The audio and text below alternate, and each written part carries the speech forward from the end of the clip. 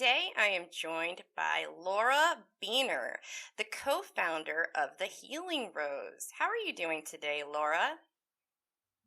I am so great, Diana. I'm so grateful to be here. Thank you so much for having me. Thank you for being here. So, on this episode, like the title implies, we get really personal, and we're going to do that today with you, and I hope you're ready for it. Um, because we already went through something very I personal am. on my other podcast together. But so, Laura, you have a CBD company, but you also do a lot of community outreach and advocacy around cannabis. Since you work with children and young folks and are parents, have you ever had to compartmentalize, or have you always been transparent about your plant use? Sure. So I've been coaching kids for about 9 years now. So I actually started in college before I even started the Healing Rose. So I guess in that way, I kind of already had an in with coaching where I was coaching. And then as soon as I was telling parents, I'm just graduated from Northeastern, I'm going right into the cannabis industry, I got some surprise looks that were kind of like, oh, but more so interested, I guess, and not as judgmental, since I'm in Massachusetts where cannabis was legalized past this time. This is 2016, and this is about 2017 when I was kind of telling parents, hey, I'm going to be in the industry. And I just tried to normalize it. I didn't act like it was something to be shameful of. I was really careful with my tone, and just trying to, I know that I have different aspects of my life. Cannabis and my job's one of it. I'm also a coach. I love volunteering. I enjoy playing saxophone. Like, I have all these different aspects of my life. And it's not like cannabis has to overcome all of that. So just trying to be a active member of my community and really trying to normalize working with the plant, and really breaking through that stigma and letting everyone know you can be very productive. You can work with children, you can coach, you can do all of these things, and you can also have a business where you're helping people feel better through plant medicine. So, in a way, you did compartmentalize then. Yeah. I guess so I grew up where I was compartmentalizing like so many aspects of my life. I was an athlete, I was a photographer, I was doing all these different things that it just like comes naturally to me to just Right. have like a very diverse set of interests, and things that I do with my life. So I guess, compartmentalizing it and then also letting them blend and normalizing anywhere there's any crossover. And for when I coached, I would always give out samples to all the parents. Wow. If I was How did playing that against go a over? team that they loved it, and then some of the kids would be like, hey, coach, like, when I hurt my leg, my mom put some of the salve on the back of my leg, and it really helped. They would like tell me things like that. And I also had other parents who would buy bath soaks for their kids, for sports and things like that. So I think me just normalizing it just had a lot of the parents in the community I was coaching at feel like it was totally normal, and there's nothing weird about CBD. It doesn't get you high. And yeah, I guess I also donate to a lot of like the raffles and any kind of charities. Like, we're working with Lawrence Public Schools to give a gift basket there. So I'm just trying to like normalize the plant and not like and act like it's nothing normal or nothing different. Than say like a lavender salve or something like Right. that you could find like from an Right. herbalist, things like that. So just normalizing it and not making it seem like, oh, this is the same as alcohol or tobacco, because no, it isn't. It's the same as other plants. But I mean, obviously having that attitude is great and it works really well, but I'm sure that you came across some people that were like, well, are you a stoner? Or like, can we trust you with our kids? That sort of thing. Did you ever have any of that kind of attitude? If they did, I try to stay, I guess, oblivious to it. Yeah, I guess any like issues I had with parents were over playing time with their kids or things like that. They never were bringing up my career.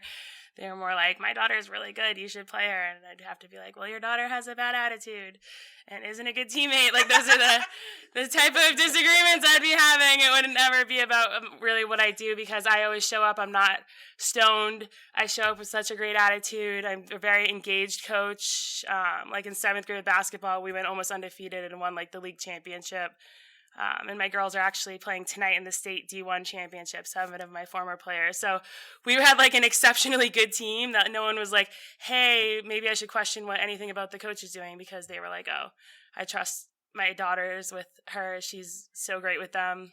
You know, she really cares about them. So it's just more being like, a good person. I'll have what she's having. No one really questioned. Yeah, I know. I'm like, just plant medicine allows me to live this life and do so much. Yes, exactly. Well, that's awesome. So you're just like leading by example. And so I know you just talked about integrating it into your life, and it seems like it was rather easy. Have you been able to start conversations in unlikely spaces because of your background? Yeah, I mean, I was able to go speak at my former high school when the ballot question in 2016 was up to legalize recreational cannabis. So I was actually asked to go speak at my former high school, which is right down the road from where the Healing Rose is, the Governor's Academy. They asked me to speak. I got to speak to about 100 people, including students, about the history of cannabis, why we should legalize it, you know, all the systemic issues that it's caused, and just all the bad stuff about cannabis and why we should be legalizing it. And I just blew so many teachers' minds. Students were just so grateful to come up to me. And then now I actually coach over at that high school. So like I'm able to be a high school coach where I played with my old coaches on my teams that I used to be captains for and won championships with. So it's such a dream, and I get to go and speak. I'm actually speaking at the reunion this June there to talk about my business in cannabis, and I'm like, yes, sign me up. I'll speak about it. I'll normalize it. I've always been an overachiever in my life, and that didn't change when I added cannabis. So that's what I try to really, like you said, lead by example and show people that you can be a really productive stoner. I mean, you're doing it. I can't say anything about that. That is fantastic. I mean, you really are leading by example. That is amazing. And so as a parent, have you had any like issues there with I know that your partner in business, right, is also your partner as a parent. Right? Have you had any issues like together as parents that you've like really tried to work out as far as being public? So I chose when I was pregnant with twins to not consume. So luckily I didn't have to have those difficult conversations with doctors or, when I did get drug tested, I didn't, test positive for cannabis. So all those conversations, those tough ones that I would have had I been a medical patient that really needed it as medicine, would have been a lot more difficult. But I used cannabis as soon as I got home from having my C-section. It has been my medicine ever since. And yeah, I don't think anyone has even said anything. My parents, know I use cannabis. They're totally supportive. My partner, Zach's parents, don't really like cannabis, and that kind of used to be a problem early in our relationship. But now they've realized we have a whole business. We're very successful people. We're great parents. We're very engaged with our kids. Our kids are like the happiest little 16-month-olds ever. So everyone just knows we're doing such a great job that no one questions it. And we're lucky to live in a state where it's legal. And it's been legal for a while, so it's just a lot more normal in Massachusetts culture compared to other parts of the world and obviously the United States as well. How long has it been legal in Massachusetts? Is it recreationally legal, right? Or adult use? I'm sorry. I can't hear you. I didn't hear any of that question. I just heard Massachusetts. Can you hear me now? Yeah. Are you able to hear me now? I think it's the video. Yes. Okay. It's much better. No one wants to see this face. Okay. No. It's beautiful. Oh, stop it. So no, I was just saying, like in Massachusetts, I have a lot of family there. I've been there many, many times. And I mean, I guess I just didn't get the temperature reading as far as that was concerned because my family is a bunch of narcs for the most part that live there. But in somewhere like Maryland, where it's been, medically legal for a long time, there's still a lot of attitudes. Like I personally dealt with when I was pregnant, I was only using CBD, but I was using a full spectrum hemp product and trace amounts of THC built up. And it could have been before the use too, because we all know now that it takes a while for you to pick up on those, on the testing and everything like that. I'm generalizing a lot here, but my midwife threatened CPS intervention when I tested positive. And even though I told her it was for a hemp product, and she didn't want to hear about it. And so I had to stop even using That's CBD. awful.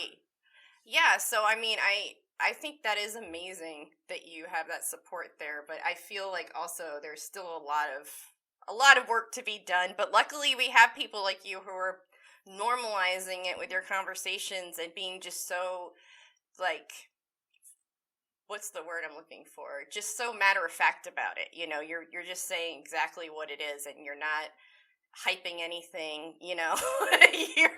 You're just very straight to the point. So, do you plan on having that same kind of conversation with your kids when they get old enough? Like, have you thought about that at all? Mm-hmm.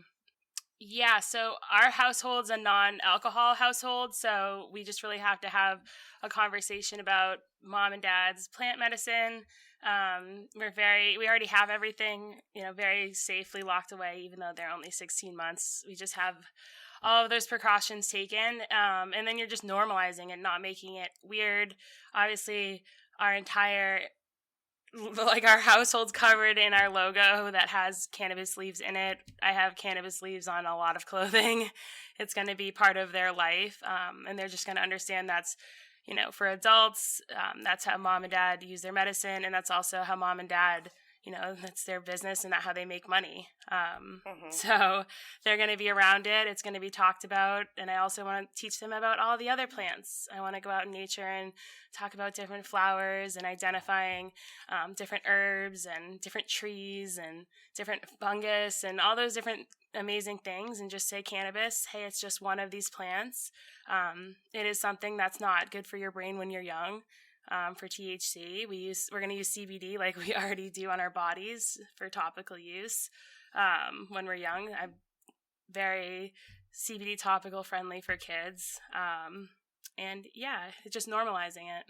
Just making it not something that mom and dad feel shame for, and something that they understand will be available to them when they're of age. That's good. That's a good approach. I'm still struggling. I mean, my son is almost 5 years old, and I'm still trying to figure out how to explain plants, just plants, to him. I do my best, and I try to say, like, you have to respect plants, and you have to understand them, and trying to teach them from that point of view, because I feel like saying these plants are dangerous and these plants aren't is like the wrong way to go about it. I mean, I guess there's no right way, but I feel like saying like, oh no, that's a poisonous plant. I feel like that's confusing, I mean, even if it is a poisonous plant, even if it is, poison ivy or something like that, because to me, I'm trying to like bring myself down to that level of that age, and think like, how is this being explained to me? Like, how is this plant bad and this plant's good? And you know what I'm saying? I don't know. I struggle with it a lot. That's what I'm saying. Yeah. That's really interesting. 5 years old, they're at that age where they're just like pushing all those boundaries and trying to explore everything. I honestly can't wait. But, I know. I used to say the same thing. I like. That's great. I mean, I really like the idea of like respecting the plants. Like, you respect their their space, like they respect yours, because we can't just eat random plants. There's also dogs pee on random plants out in the wild and things like that, so we can't just be eating random Yes, that random one's really hard plants. to explain. That's so hard to explain because my son Yeah, will, he even wants like to eat a all the bunch of fruit. random berries. Yes. Yeah, you're like, oh no, we don't know about that. That's tricky. That's tricky. Yeah, so I like the idea of respecting them. Like, if we haven't discussed that you can, use them or touch them or things like that, they're not for touching, I guess, and just Right, until they yeah. get older, 'cause it's tough. That's the other thing. Like, you can't say don't touch because then they're going to want to touch it more, at least in my experience. And, like, Yeah. with fire, I don't Yeah. I don't smoke in front of my son, but like, some people do. And, lighters are Mhm. around. And even if you keep them in the safest place, I feel you have to have a real discussion about fire, like respecting fire. Fire is powerful. Mhm. It can hurt you, but it can also Mhm. be a source of really great stuff, Yeah. right? Like, it It's the can same idea. create cool Plants are like things. that. Yeah. Yeah, exactly. And it's such a powerful tool. And, even things like mushrooms look so cool, but you don't even touching them. You don't want to certainly touch certain mushrooms out in the wild for kids. So Right. yeah, it's such an interesting thing to go through with your children, to teach them to like respect that Mother Nature's boundaries, but still appreciate and understand how to get dirty and get in there and, you know, still have those experiences. Yeah. And I really hope that I can show him hemp grow someday. Like, that would be really cool. I feel like being able to show the kids where it's growing from is a huge benefit that a lot of people, like on the West Coast and other states, are allowed to have that access. I feel like that helps explain it a bit Hmm. more. Yeah, you know what I think's really cool is if you can take your children to a hemp farm and see like hemp grown in abundance, and teach them all the different things like plants and or sorry, that hemp can be made for. Like we can make clothing, we can make food, we can make fiber, we can grow, houses or build houses with it. We can do all sorts of things with hemp. That's not just cannabinoids. And there's a lot of hemp farms all over the country. So if there's ever an opportunity to reach out to a local hemp farm in your community and say, hey, can I bring my children there, and do like a little tour, because it's quite the sight to see, and it's an amazing thing to show children. Do you have one near you? Yes, we have several hemp farms in Massachusetts, and they're incredible to visit. That's exciting. I have a few possibilities, leads that I'm trying to chase. So hopefully someday, fingers crossed, I can show him like the real deal, because I think for me at least, it's easier to explain it to them when you can show them from it growing, and say like, this is what it turns Yes. into. And even letting them grow something if possible is just so great.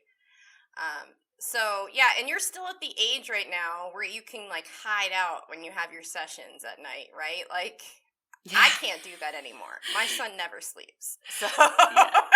so your conversation yeah, I know that's going to be a different experience. It's true. My kids don't understand me. They're 16 months. They're like just speaking gibberish right now. So we're in that phase. Right. In a couple of years, you might be like, well, all right. So the conversation is a little different now. I'll have a totally different perspective. 100%.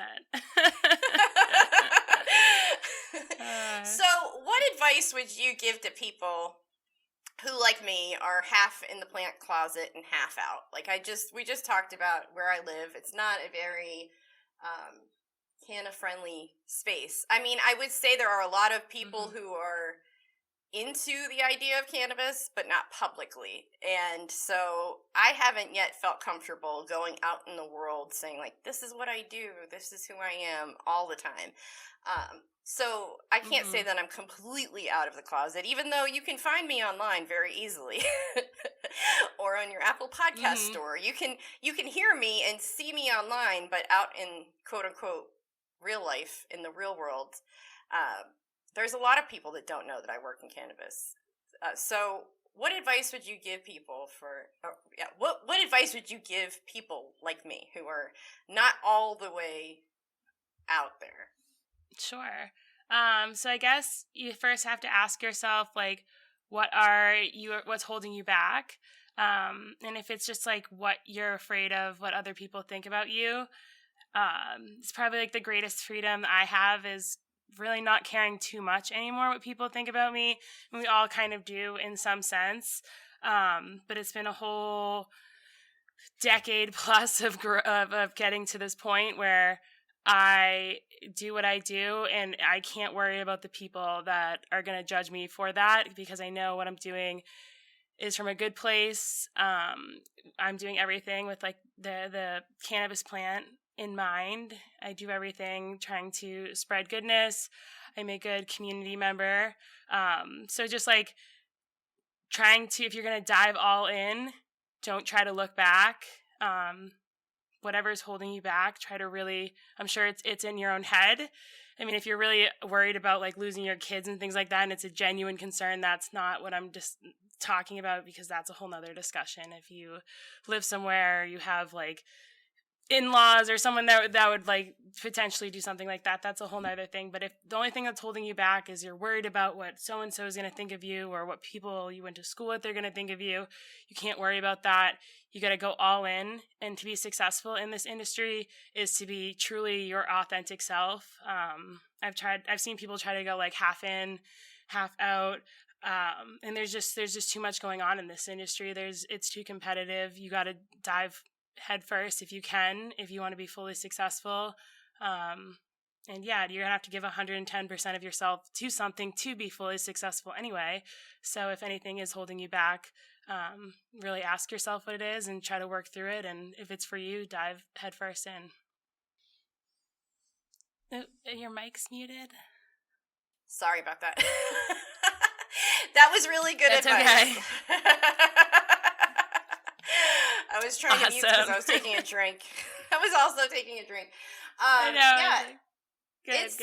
That is really good advice. And I mean, unfortunately, there is that huge element of fear for a lot of parents because, I mean, we just saw it in the news. I'm saying we, like you and I are looking at the same news sources, but in the news yesterday or today, I just saw that another couple lost custody of their children because they had tinted windows and they did an unlawful search and found like 5 milligrams of cannabis or something like that. And I mean, the story is horrific. I just was like crushed reading this story because, you know, it is so catastrophic for families when CPS becomes involved. It's not just a simple tell them to go away or, you know, tell them that you're safe with your use. Yeah, and if it's even like a wrongful search or they're totally in the wrong and eventually it gets cleared, it doesn't matter. It destroys lives. It costs an insane amount of money. Even if you get off in the end and there's no charges, it destroys lives. So it is an awful thing. And I totally get that fear. That's why I didn't even consider using cannabis in any way while I was pregnant because I was like, I don't want to deal with that. That's way too scary. So I totally identify with that. I have a good friend, Kara Crab-Burnham, actually, who was pregnant in 2016.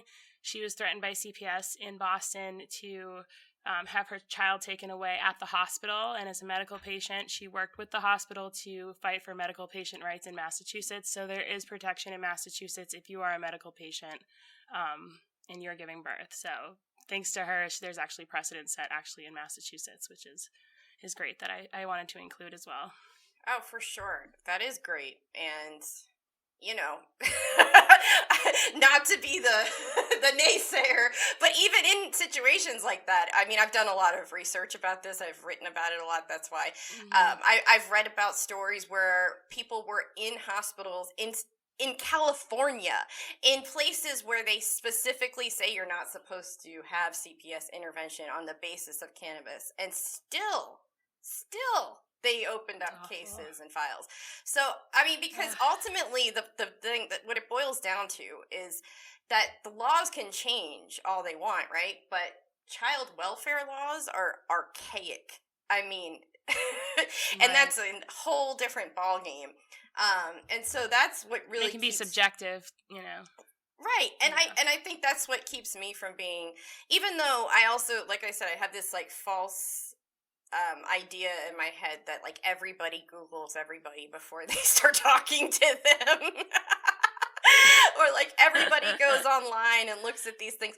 And it's like I forget sometimes how much of a bubble, the cannabis social media can be, Mm-hmm. and just the internet in It's general. true. It's like you think you're being public, but you're not all the way. And then I think, well, how can I break it out?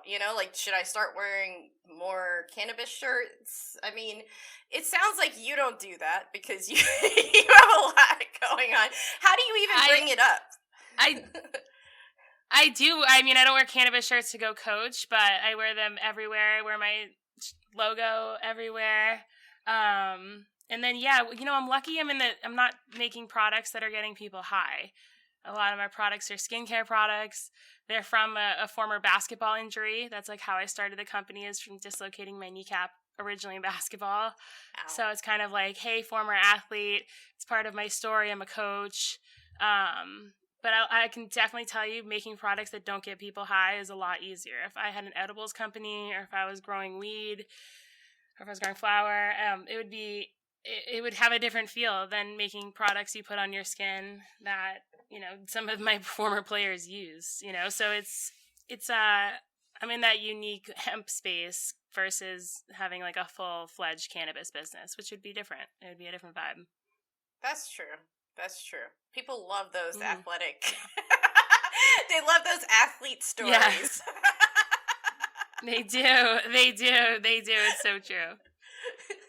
But that's awesome. I'm so happy that you were able to like really forge that path, and especially in an area where people really need that information. I mean, we all need it, but like teaching children, especially children who are very physically Mm-hmm. active, that is amazing. Yes, exactly. You're doing amazing work. Yeah, and like, So, and then also, yeah, and like I'm always teaching them, always trying to encourage all my athletes to consider like the path of entrepreneurship, or getting into business, or getting into careers that would put them in leadership roles, which is like what I'm in. I went from an athlete into a leadership role, so just trying to show them there's that path too is always a huge part of coaching for me. I love that. I mean, especially when you think about all of the unfair testing that they have to go through when they're doing competitive sports. It's like, if we can just change the narrative, I mean, what they do give athletes to cope with the pain, it's a lot of times is more Ugh. problematic than the actual injury. So, yeah, it's great to be able to hear somebody Mm-hmm. who is shaping young minds, really truly shaping them for the better. I mean, that just really touches my heart because, as a parent, I'm just happy to hear that there's people like you out in the world. Oh, appreciate that. I'm happy there's people like you in the world as well. Before we go, how can people support you? Where can they find you? And do you have any messages that you want to relay to the audience? Any kind of calls to action? Sure. So you can find The Healing Rose at thehealingroseco.com. So thehealingroseco.com. We are on Instagram at thehealingrose_. You can find me on LinkedIn, Laura, Laura. My last name is Beohner, B as in boy, Eohner. And yeah, anything to think about.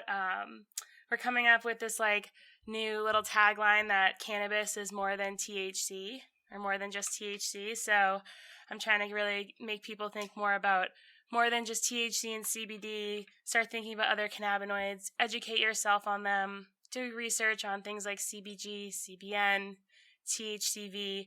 All of those are going to start being available in products more. So I encourage everyone to do your own research on them. Thank you so much for joining me today. I appreciate it. And I appreciate everything you do. Thank you. Thank you for listening to Getting Personal with Plant Medicine. This episode was brought to you by mitragaya.com and Your Highness Media. listeners can get 10% off MitraGaia.com by using the discount code PLANTPOD on their next purchase. That's MitraGaia.com. MitraGaia.com.